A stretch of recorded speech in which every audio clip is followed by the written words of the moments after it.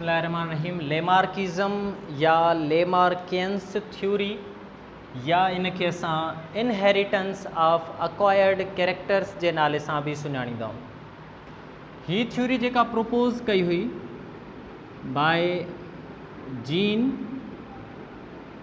Baptist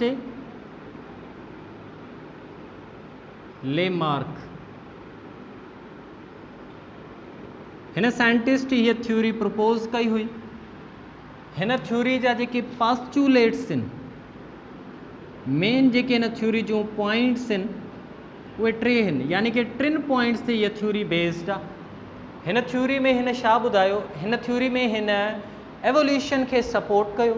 हिन theory में हिन ॿुधायो त कहिड़े तरीक़े सां हिकिड़े क़िस्म जे जानदार मां ॿिए क़िस्म जा जानदार पैदा थींदा आहिनि, कहिड़े तरीक़े सां उन्हनि जे कैरेक्टर्स में तब्दीलियूं ईंदियूं आहिनि जो रिज़ल्टिंग नवनि क़िस्म जा जानदार फॉर्म थींदा वेंदा आहिनि। सभ खां पहिरीं जेका हिन पॉइंट ॾिनी उहा effect of environment.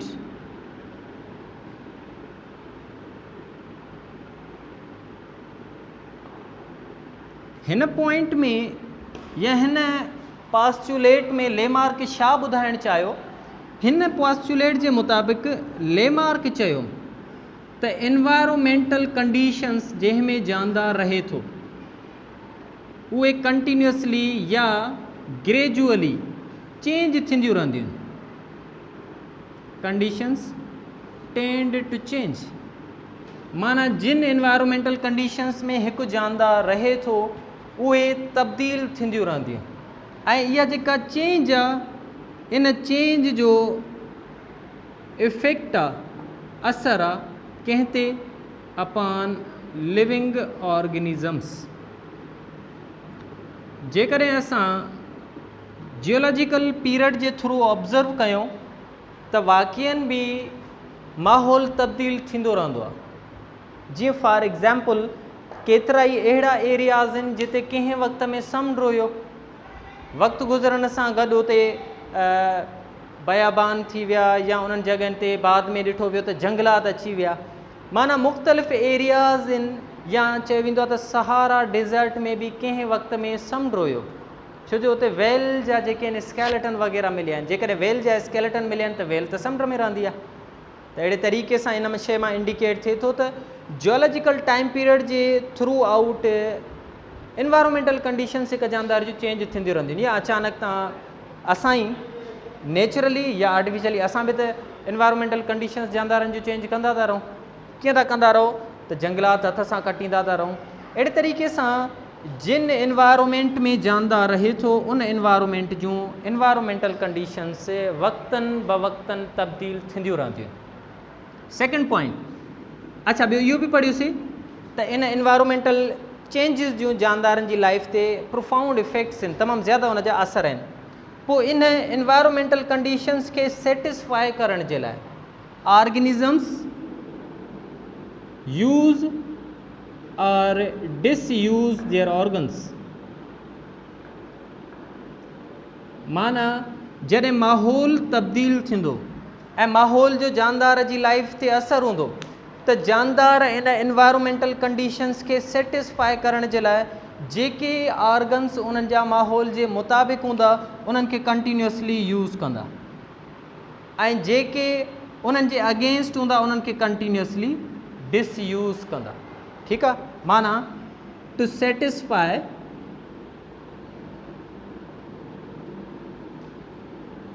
Satisfy environmental changes, माना जेके माहौल में तब्दीलियूं आयूं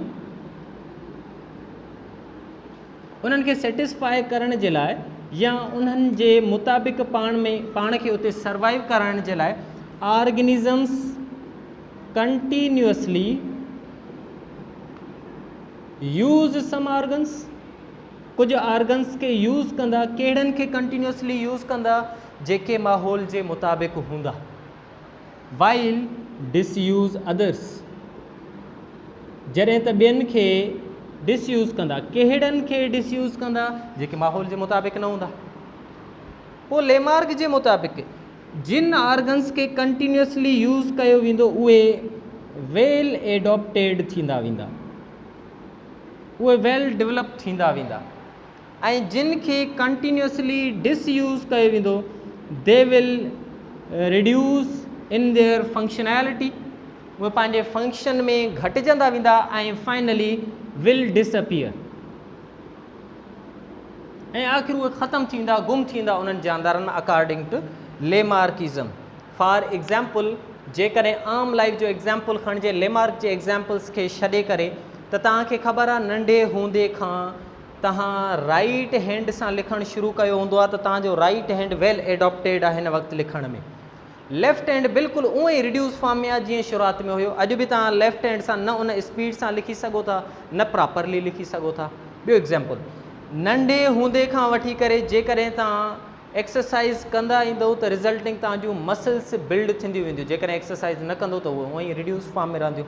त माना वाक़ई बि एनवायरमेंटल, हाणे ॾिसो कंटिन्यूसली हथ सां लिखणु या एनवायरमेंटल चेंज आहे, तव्हां हिन पंहिंजे ऑर्गन खे एनवायरमेंटल चेंज ॾिनी आहे, पोइ उन एनवायरमेंटल चेंज जे मुताबिक़ तव्हां उनखे कंटिन्यूसली यूज़ था कयो त हीउ वेल डेवलप्ड आहे ऐं हीउ रिड्यूस्ड आहे या लेस डेवलप्ड आहे। लेमार्किज़म हिन जो कहिड़ो एग्ज़ाम्पल ॾिनो, लेमार्किज़म हिन जो एग्ज़ाम्पल ॾिनो त जेके ज़राफ़ वग़ैरह आहिनि उन्हनि जी नेक जो एलोंगेट थियणु, उहो कीअं एलोंगेट थियणु उहो लास्ट पॉइंट खां बाद में पढ़ंदासीं, या उन खां अलावा जेके स्नैक्स आहिनि उन्हनि मां उन्हनि जी लेग्स जो ख़तमु थी वञनि या बॉडी जो एलोंगेट थी वञनि, उहे एग्ज़ाम्पल्स उहे लास्ट पॉइंट खां बाद में पढ़ंदासीं। ॿ पॉइंटूं कहिड़ियूं पढ़ियूं त माहौल जो जानदारनि जी ज़िंदगी ते असरु हूंदो आहे, छाजे करे दे कंटिन्यूसली चेंज, जॾहिं उहे चेंज थींदा त जानदारनि जी ज़िंदगी ते असरु विझंदा ऐं उन असर खे सेटिस्फाई करण जे लाइ ऑर्गेनिज़म्स या पंहिंजनि ऑर्गन्स खे यूज़ कंदा, कहिड़नि खे यूज़ कंदा, जेके माहौल जे मुताबिक़ हूंदा ऐं जेके माहौल जे मुताबिक़ न हूंदा उन्हनि खे कंटिन्यूसली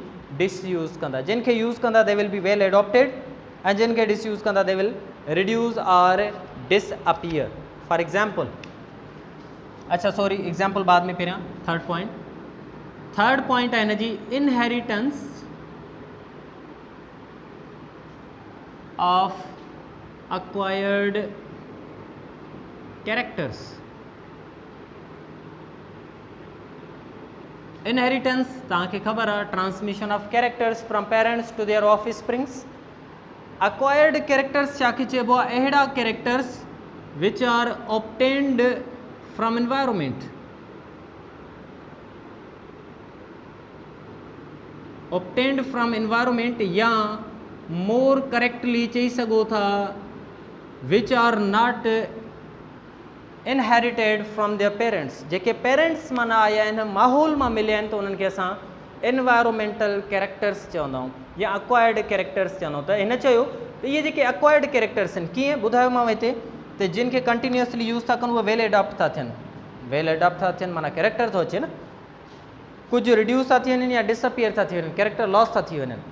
त चई इहे जेके माहौल मां कैरेक्टर्स मिलंदा, छो जो पेरेंट्स मां तव्हांखे वेल एडॉप्टेड फॉर्म में न मिलिया हुया, पेरेंट्स मां कैरेक्टर्स तव्हांखे रिड्यूस फॉर्म में न मिलिया हुया या डिसअपियर न हुया थियल,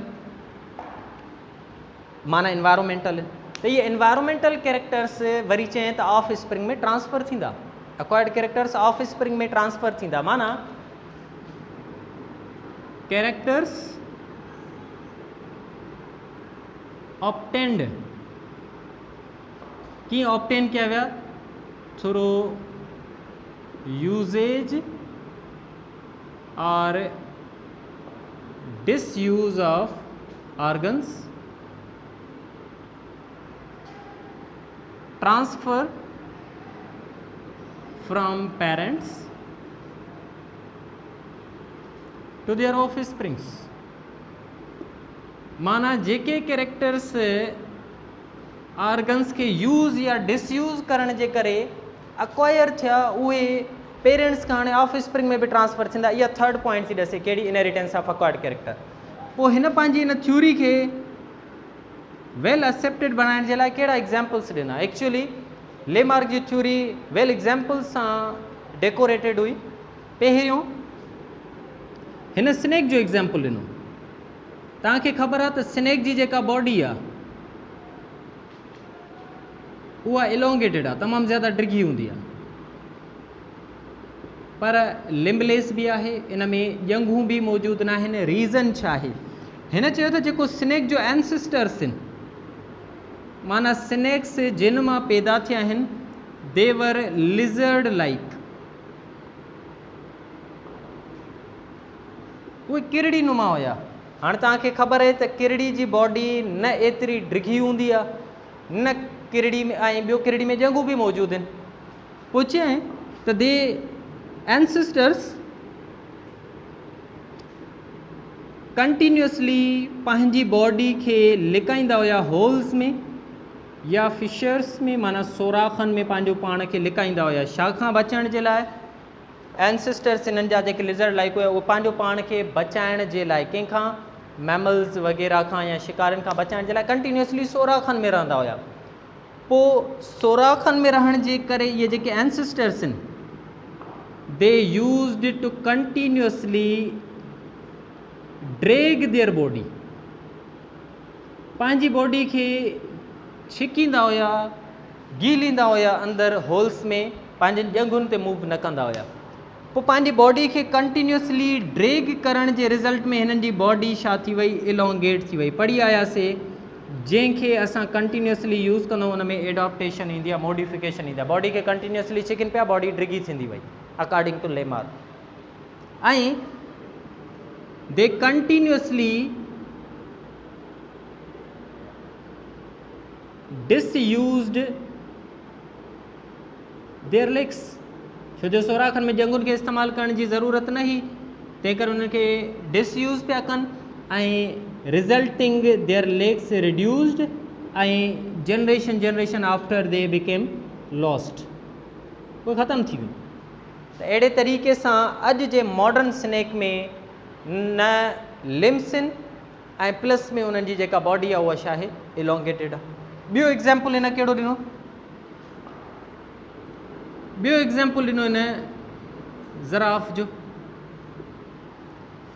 ज़राफ़ जी बॉडी तव्हांखे ज़राफ़ जे बारे में तव्हांखे ख़बर आहे त उन्हनि जी जेका नेक आहे ऐं जेके 4 लिम्स आहिनि दे आर इलोंगेटेड, उहे तमामु ज़्यादा डिघियूं हूंदियूं आहिनि। ज़राफ़ जी नेक बि तमामु ज़्यादा डिघी आहे ऐं ज़राफ़ जूं जेके 4 लिम्स आहिनि उहे बि तमामु ज़्यादा डिघियूं आहिनि।